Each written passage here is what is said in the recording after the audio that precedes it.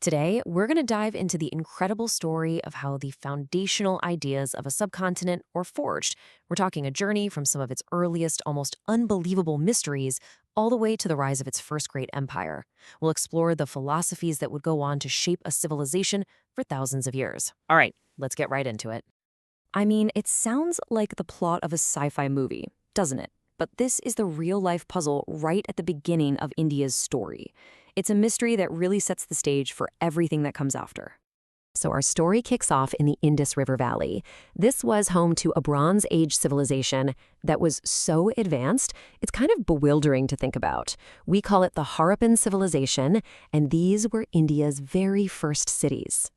The level of sophistication here is just staggering. I mean, cities like Harappa and Mohenjo-daro had streets laid out on a perfect grid, probably to catch the wind and cool the city down. They have indoor plumbing and sewage systems, standardized bricks across hundreds of miles, huge public buildings. They were even treating with Mesopotamia. And get this, archaeologists have found almost no weapons. It seems they were an incredibly peaceful and well-organized society. This really puts it all into perspective, right? Think about that for a second.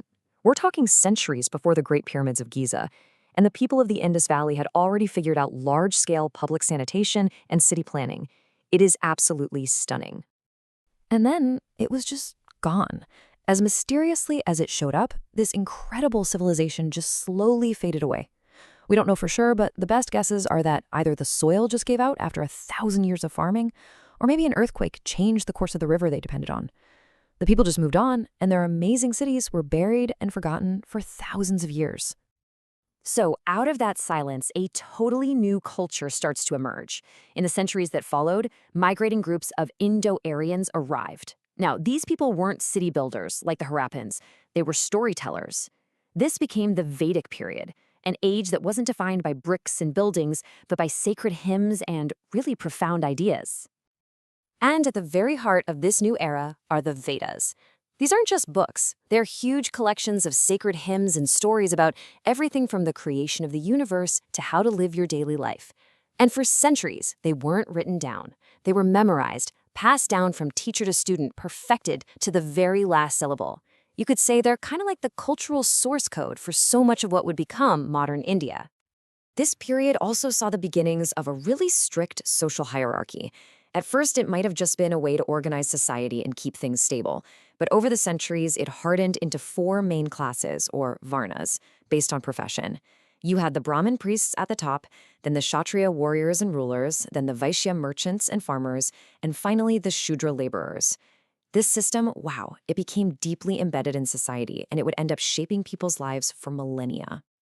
You know, all this thinking didn't just stop there. It actually got deeper. A new wave of philosophy popped up in texts called the Upanishads.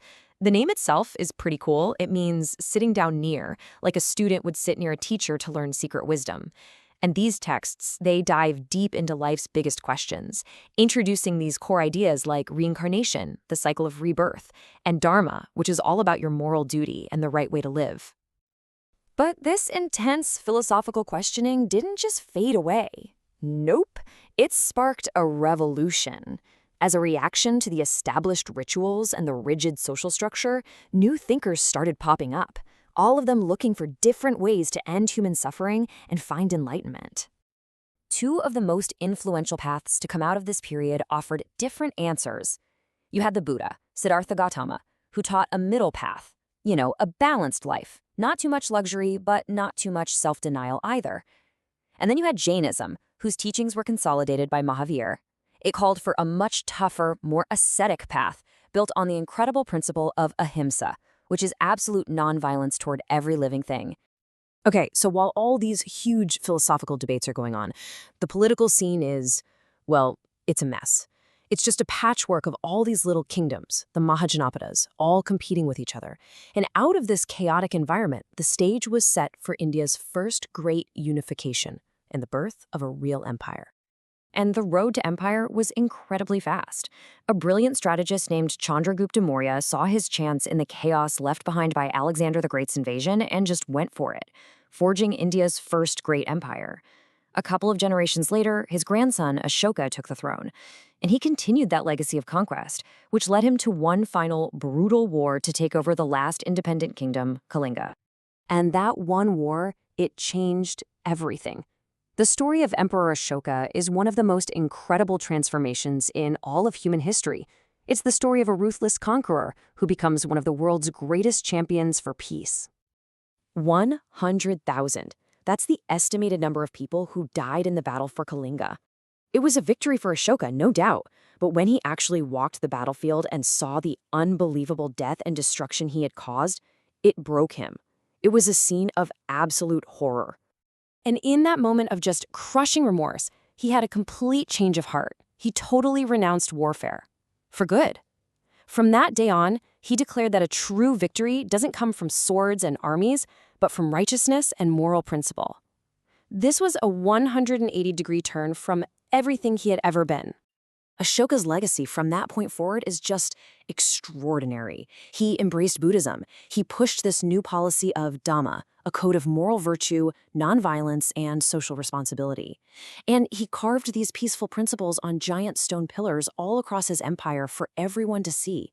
He built hospitals, was famously tolerant of all religions, and he sent Buddhist missionaries all across Asia, which helped turn it from a local philosophy into a major world religion.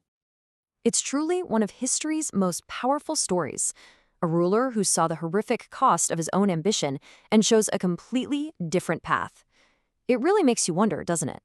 In a world that's still so often defined by conflict, what can the life of an emperor from over 2,000 years ago teach us about the true nature of power, about remorse, and what it really means to lead?